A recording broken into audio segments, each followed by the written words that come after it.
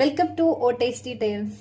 ഇന്ന് നമ്മൾ ക്വിക്കായിട്ടൊരു ഫിഷ് പിക്കിളാണ് ഉണ്ടാക്കാൻ പോകുന്നത്. സോ ഞാനിവിടെ ടൂണ ഫിഷാണ് എടുത്തിരിക്കുന്നത്. നമുക്ക് ഫസ്റ്റ് ടൂണ ഫിഷിനെ ഒന്ന് ഫ്രൈ ചെയ്തെടുക്കണം. അതിന് വേണ്ടിയിട്ടുള്ള മസാലകൾ ഏതൊക്കെയാന്ന് പറയാം. കുറച്ച് മഞ്ഞൾപ്പൊടി, കുറച്ച് മുളക് പൊടി, കുറച്ച് പെപ്പർ പൗഡർ, പിന്നെ ആവശ്യത്തിന് ഉപ്പ്. ഇത് നന്നായിട്ട് മിക്സ് ചെയ്ത് കുറച്ച് നേരം ഒരു 1.5 ഒരു 2 hours ഒക്കെ നമ്മൾ എന്ത് ചെയ്യുക, നന്നായിട്ട് മിക്സ് ചെയ്ത് മാറ്റി വെക്കുക. സോ ഫിഷ് നമ്മളൊരു 2 മണിക്കൂർ മസാലയൊക്കെ പുരട്ടി വെച്ചത് റെഡി ആയിട്ടുണ്ട്. സോ നമുക്കിപ്പോൾ അത് വറുത്തെടുക്കാം. സോ നമ്മൾ നല്ലെണ്ണയിലാണ് ഫിഷ് വറുത്തെടുക്കാൻ പോകുന്നത്. കാരണം നമ്മൾ പിക്കിൾ ഉണ്ടാക്കുന്നത് നല്ലെണ്ണയിലാണ്, മീൻ വറുക്കാൻ പോകുന്നത് നല്ലെണ്ണയിലാണ്. ഓക്കെ,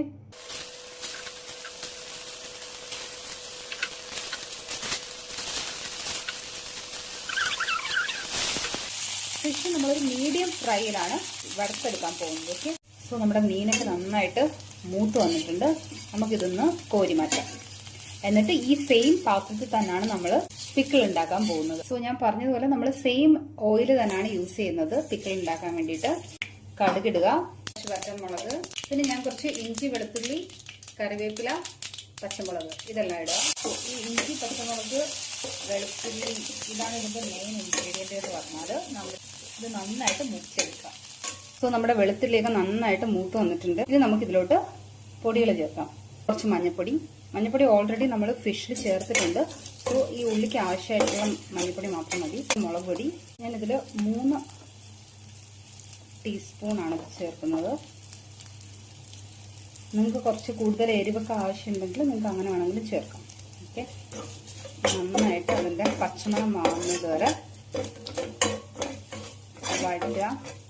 പിന്നെ കുറച്ച് കായപ്പൊടി ചേർക്കുന്നുണ്ട്.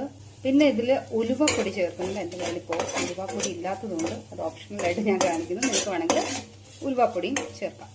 പിന്നെ നന്നായിട്ട് അത് മൂത്തിട്ടുണ്ട്. ഇനി നമുക്കിതിലോട്ട് നമ്മുടെ മെയിൻ ഇൻഗ്രീഡിയൻ്റ് ആയ വിനീഗർ യൂസ് ചെയ്യാം.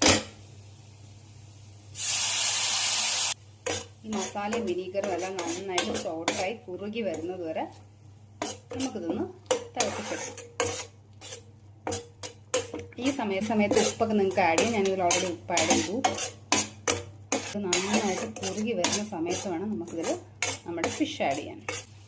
സോ നമ്മുടെ മസാലപ്പൊടിയെല്ലാം നന്നായിട്ട് മൂത്ത് കുറുകി വന്നിട്ടുണ്ട്. ഇനി നമുക്കിതിലോട്ട് നമ്മുടെ മെയിൻ ഇൻഗ്രീഡിയൻറ്റ് നന്നായിട്ട് മിക്സ് ചെയ്യാം. ഫിഷ് പിക്കിൾ അങ്ങനെ റെഡി ആയിട്ടുണ്ട്.